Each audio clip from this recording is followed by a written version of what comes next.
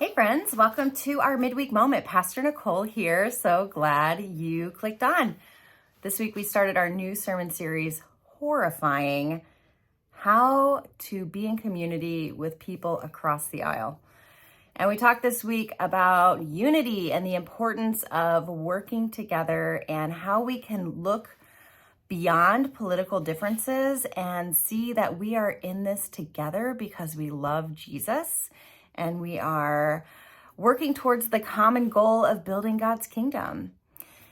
After the sermon, I had several people say, it's just so hard to have conversations with people who believe so differently than me, and I don't know how to have those conversations. Like, do I speak up with my beliefs or do I just listen? And I thought, it is really hard. It is really hard. And every situation is going to be different because people are going to react differently.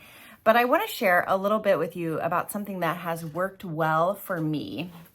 So in the sermon, I shared a little bit and we had a little video about this relationship that I have formed with another pastor in the community, Jason Roden, and how we have looked beyond our political and theological differences in order to be in community with one another, to work together, and to realize that in the end, we both really love Jesus, and that's the most important thing.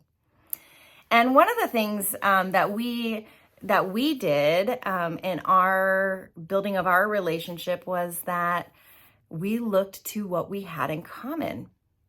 And we really focused on what we had in common. And it wasn't that we avoided the other things. Sometimes we talked about those things and asked questions and were curious about why the other person believed a certain way. But we really ended up just focusing on what we agree with. And that has been such a blessing for us. I wanted to share a resource with you. If you have not read the book Crucial Conversations, this book is incredible and really helps you think about how to have hard conversations, not just political conversations or theological conversations, but just any tough conversation that you need to have at home, in the workplace, in your family, like whatever it might be. When you need to have those hard conversations, this book will help you through it. I can't recommend it highly enough. It's been really great. One of the things that they talk about in this book is that when you are having a crucial conversation, a hard conversation, you have to look for the pool of shared meaning. I know that sounds kind of like, ooh, but really it just means look for what you have in common. Look for the thing that has shared meaning for you both when you're having that conversation.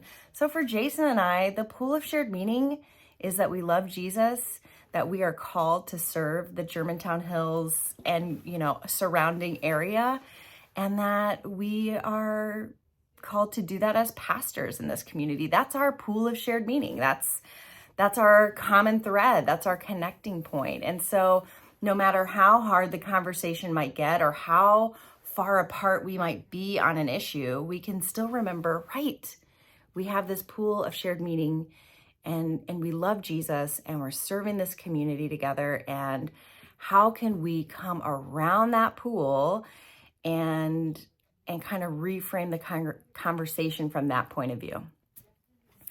So I just want to throw that out to you as a suggestion on something that might help you in having those hard conversations, especially this time of year. I will caution you to say that having political conversations on Facebook doesn't work as well, or maybe even at all.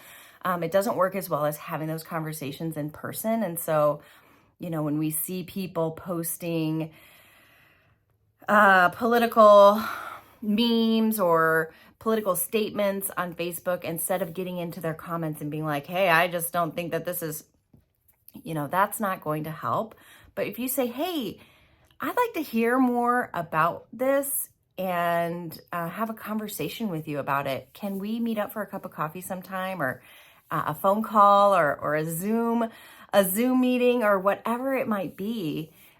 that is where we're really going to make headway in those kind of conversations. I have yet to know anybody who has been persuaded to switch who they are voting for based on a political meme that they saw on Facebook. I don't know anybody who's like, I never thought of it that way. I think I will change who I'm voting for. That's not how it works, right? But I do know people who have changed their mind because of conversations that they've had with people. Maybe it wasn't in the first conversation, but maybe over time, those opinions have been changed. I've seen that happen in my life. I've had that happen myself. I've changed what I believe on things because of conversations I've had with people over time. And so it's not a quick fix, right? Like, we're not going to persuade people by next week, but we might be able to come together in a pool of shared meaning and be able to start there and build relationships out from there. So all that to just say, I get that these conversations are hard. I get it.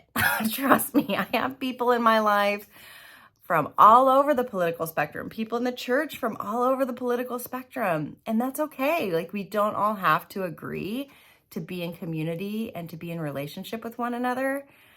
But I also know that if I want to have a conversation, a hard conversation, a crucial conversation, those are going to go better if I think about it, pray about it, and come to that meeting with ears that are willing to listen and looking for that pool of shared meaning. Where is it? Where's the connection point that we have? What is something that we believe in common? And that will change everything. So I hope you'll join us this weekend. We have a special guest preacher. Jason Roten is going to be here to share with us. You are not going to want to miss his sermon, guys. It's going to be great. You will be blessed by what he has to share. I am looking forward to it. I hope you will join us, whether in person or online, for that. And I hope you continue to stick with us through this series as we talk about some hard things. They're difficult, but it's worth it. And it's so important for us to have these conversations. So we'll see you all around. Have a great rest of your week. Bye.